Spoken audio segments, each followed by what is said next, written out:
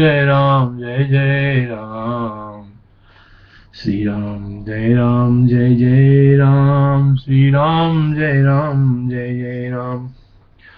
कुंद नंदनिका वृद्ध मुनि ने भी इतना कहकर ध्यान से आंखें मूंद ली। प्राण वायु और मन के स्पंदन रहित होने से वो चित्र लिखित के समान हो गई। उन हम दोनों के विनय और स्तुतियों के वाक्यों से प्रार्थना करने पर भी बाह्य वृद्धि शून्य होने के कारण, संसार को न जानने के कारण उसने फिर उत्तर नहीं दिया। मुनि के वियोग से उदास हम दोनों उस प्रदेश से धीरे धीरे चलकर कुछ दिनों के बाद प्रसन्न बंधु बांधवों से समन्वित घर में पहुंचे। अनंतर घर में कुल देवता की आराधना आदि उत्सव कर नाना प्रकार की प्राचीन कथाएं कहकर हम जब तक वही सातों भाई प्रलय काल में सप्त समुद्र की भांति क्रम से विलीन हो गए, तब तक केवल वह एक मेरा मित्र ही आठवें समुद्र की भांति विलीन होने से बचा रहा गया। अनंतर वो मेरा मित्र भी दिन के अंत में सूर्य की तरह अस्त, जिस तरह अस्त होता है होता हो गया, अर्थात मर गया, और उसके विरह दुख से व्याप्त में अत्यंत दुखी हुआ। दुखी में उस दुख का नाश करने के लिए और उस प्राक्तन ज्ञान को आदरपूर्वक पूछने के लिए फिर उसी कदम तरु तापस के पास गया। वहां 3 महीने के बाद वो मुनि समाधि से विरत हुआ। नम्रता के साथ मेरे द्वारा प्रश्न करने पर वो इस प्रकार बोला, कदम्ब तरु तापस ने कहा, मैं समाधि से विरत हुए एक क्षण भी नहीं रह सकता, मैं फिर शीघ्र ही समाधि में प्रवेश करता हूँ। हे निष्पाप, इस समय मेरा वास्तविक उपदेश भी अभ्यास के बिना तुम्हें नहीं लगेगा, अगर दूसरी युक्ति सुनो और वैसा ही करो। अयोध्या नाम की नगरी है, वहां दशरथ नाम की राजा है, उनके पुत्र राम नाम से प्रसिद्ध है। वहां तुम उनके पास जाओ, क्योंकि उनके कुलगुरु वशिष्ठ नामक मुनिश्रेष्ठ श्री रामचंद्र के लिए सभा में मोक्ष उपाय की दिव्य कथा कहेंगे। हे द्विज, चिरकाल तक उससे सुनकर तुम उस पावन परम पद में मेरी ही तरह भी शांति को प्राप्त करो।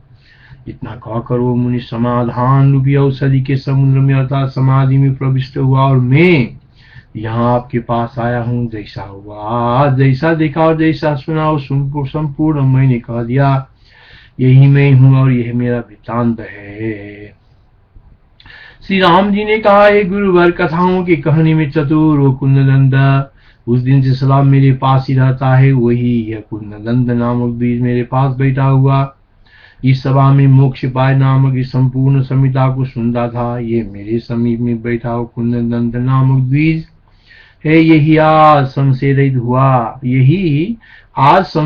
हुआ या नहीं, ये उससे कृपा कर पूछे। श्री वशिष्ठ जी ने कहा, हे श्री रामचंद्र जी के इतने कहने पर वक्ताओं में श्रेष्ठ मुनि प्रवर वशिष्ठ जी ने कुंदनंद की ओर देख कर कहा। श्री वशिष्ठ जी ने कहा, यनग, हे ब्राह्मण श्रेष्ठ कुंदनंद, कहो, मेरे कहे हुए मोक्ष देने वाले शास्त्र को सुनकर तुमने किस जानने योग्य विषय को जाना? कुंदनंद ने कहा, हे भगवान, संपूर्ण संशयों का विनाशक मेरा चित्त ही मेरी विजय के लिए है। मेरे सभी संदेहों की निवृत्ति हो गई, क्योंकि अवश्य ज्ञेय अखंडित ब्रह्म तत्व में जान चुका हूँ।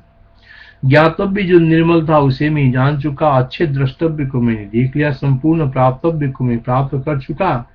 अब इस ब्रह्म रूप परम पद में विश्रांत हूँ, अर्थात ज्ञान मात्र से मोह की निवृत्ति हो जाने से अन्य ज्ञातव्य, द्रष्टव्य और लब्धव्य का भी परिशेष न रह जाने से मैं हुआ।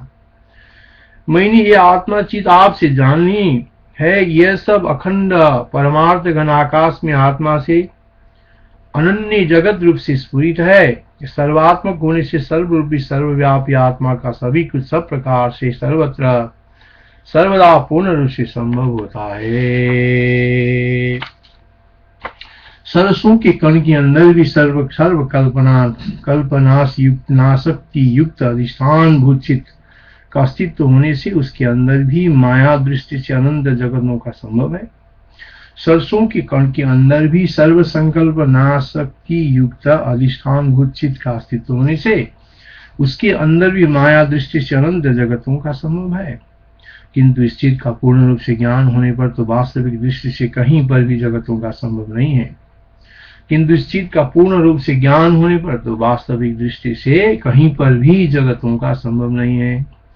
गिह के अंदर ये सप्तद्वीपा पृथ्वी उत्पन्न होती है और गिह तिन्ने ही है, ये निसंदेह सत्य है।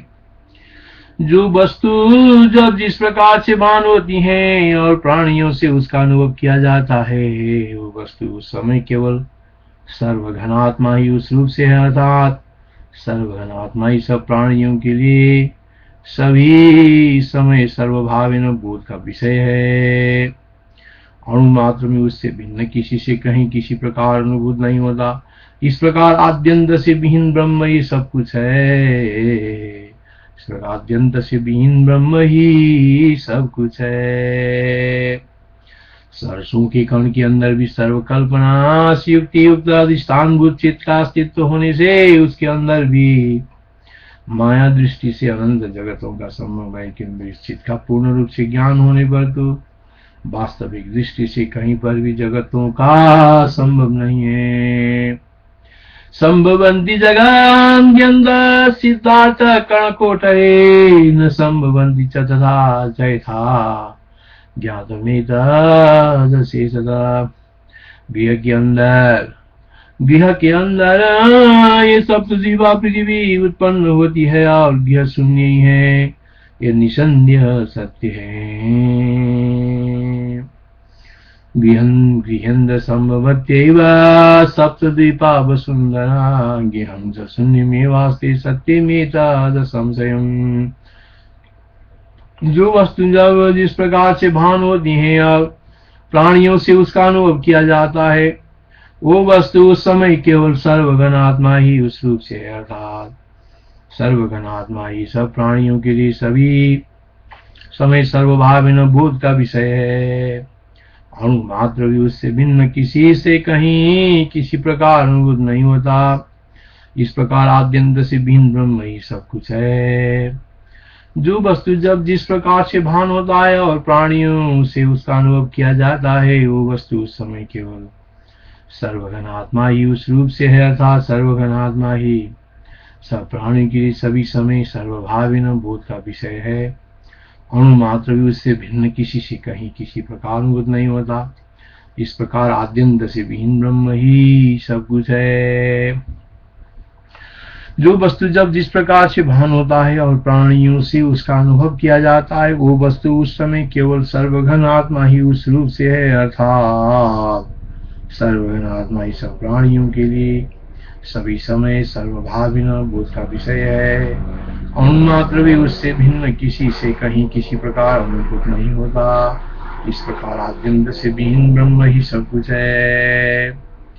यद्येतदा वस्तु यतोदितात्मा भाति भूतैरनुभूयते च।